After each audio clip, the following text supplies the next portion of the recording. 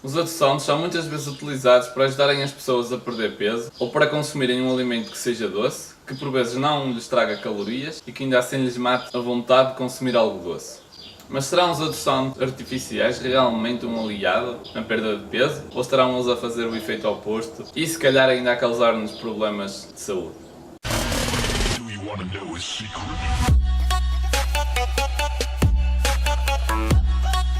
Os adoçantes artificiais são alvos de debates vezes sem conta. No passado, eles eram alvos de críticas muito fortes, muitas delas a apontar o dedo aos adoçantes artificiais como sendo cancerígenos.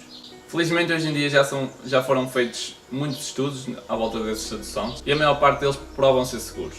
Mas é bom então explicar porque é que em tempos esses adoçantes foram considerados cancerígenos e hoje em dia são considerados seguros. Primeiro, a maior parte dos estudos já foi feito há vários anos atrás e todos eles foram feitos na altura em ratos. Então, esses estudos foram feitos em ratos há muitos anos atrás e temos que pôr duas coisas em perspectiva. Na altura, as doses que foram dadas aos ratos eram enormes. São doses que mesmo que nós quiséssemos consumir por vezes numa refeição, não o iríamos conseguir fazer. Por exemplo, hoje em dia o aspartame é considerado seguro. Mesmo que nós fôssemos consumir 20 latas de Coca-Cola Diet, ou seja, com aspartame, nós não iríamos estar a ultrapassar os níveis considerados seguros para o consumo. Mas na altura em que esses estudos foram feitos, as doses eram muito maiores do que isso. Eram doses que nós, seres humanos, muito provavelmente nunca iríamos consumir, o que nos leva a considerar esses estudos questionáveis. Um outro fator muito importante também, que é preciso ter sempre em conta, é que uma refeição tem muito mais impacto na vida de um rato do que tem para um ser humano. Vejam isto desta forma. Um rato vive em média cerca de 2 anos. E o ser humano vive em média quantos anos? 70 anos? Uma refeição para um rato é muito mais importante do que uma refeição para um ser humano. Eu, se saltar uma refeição, não vou sofrer a nível metabólico por causa disso. Enquanto um rato saltar uma refeição, já vai ter consequências, muito provavelmente. O nosso corpo, ou cérebro, para responder a nível metabólico por causa de certas refeições, pode demorar até cerca de 4 dias. Logo, não fazer uma refeição ou consumir uma quantidade mínima de um adoçante artificial numa refeição, muito provavelmente não vai ter nenhum impacto. Algo que os adoçantes também são muitas vezes criticados é que eles, na verdade, estimulam o nosso cérebro e preparam o nosso corpo para receber calorias, mas na verdade eles não chegam a receber essas calorias. Eles funcionam da seguinte forma. Os adoçantes artificiais são então constituídos por moléculas. Nós na nossa língua temos papilas gustativas. Essas papilas gustativas têm vários receptores que respondem às moléculas presentes nesses adoçantes artificiais.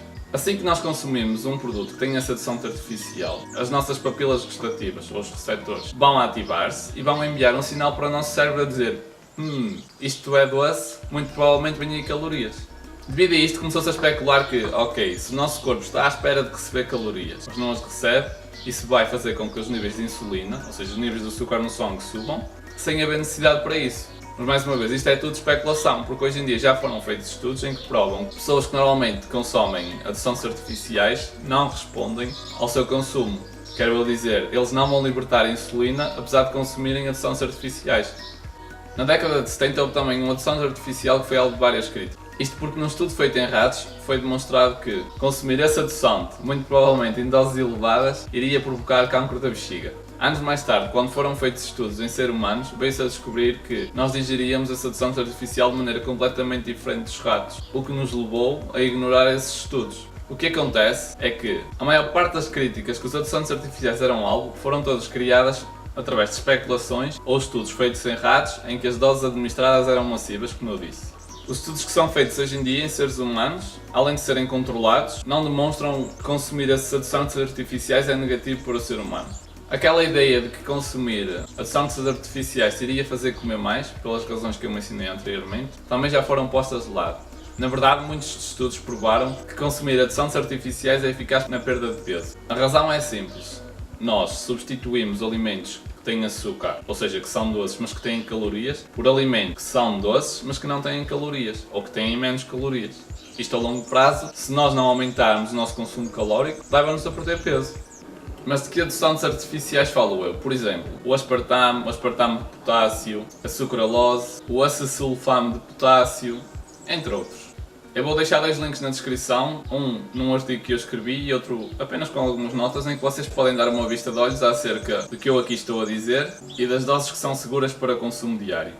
Uma das vantagens de consumir adoçantes artificiais, além da perda de peso, é também que podemos prevenir ou reduzir, pelo menos, cáries, síndrome metabólica, o risco de diabetes tipo 2, entre outros problemas que geralmente são frequentes após o excesso de consumo de açúcar. Dito isto, não significa que, se calhar, os adoçantes artificiais não possam causar alguns problemas para algumas pessoas. Na verdade, há substâncias nos adoçantes artificiais que podem causar reações alérgicas a certos tipos de pessoas. Isso é algo muito específico e eu não vou abordar neste vídeo, primeiro porque não tenho conhecimento suficiente para falar acerca disso e porque seria errado de mim estar-vos aqui a fazer recomendações acerca disso. Vocês devem sempre ir a um médico e ver o que eles têm a dizer. Mas o ponto que eu queria aqui dizer é o seguinte: existem pessoas que por vezes dizem ter algumas dores de cabeça quando consomem adoçantes artificiais e há ainda quem se sinta um pouco depressivo depois do seu consumo.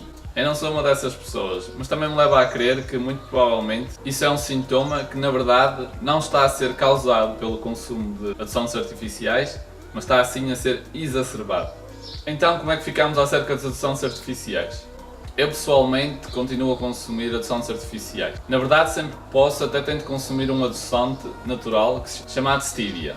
Mas se isso não me é possível e eu estou deparado entre consumir um alimento rico em açúcar e esse mesmo alimento feito à base de adoçante artificial, eu vou para o adoçante artificial. As implicações que isso pode vir a ter na minha saúde, ainda não sei, é muito cedo para dizer. Mas como eu disse, até então, tudo indica que o seu consumo, se for feito dentro das recomendações, não nos irá trazer qualquer problema. Se tiveres algo a dizer acerca dos adoçantes artificiais, deixa um comentário aqui no vídeo ou passa no artigo que eu escrevi acerca dos mesmos. Sem mais nada para dizer, até ao próximo vídeo.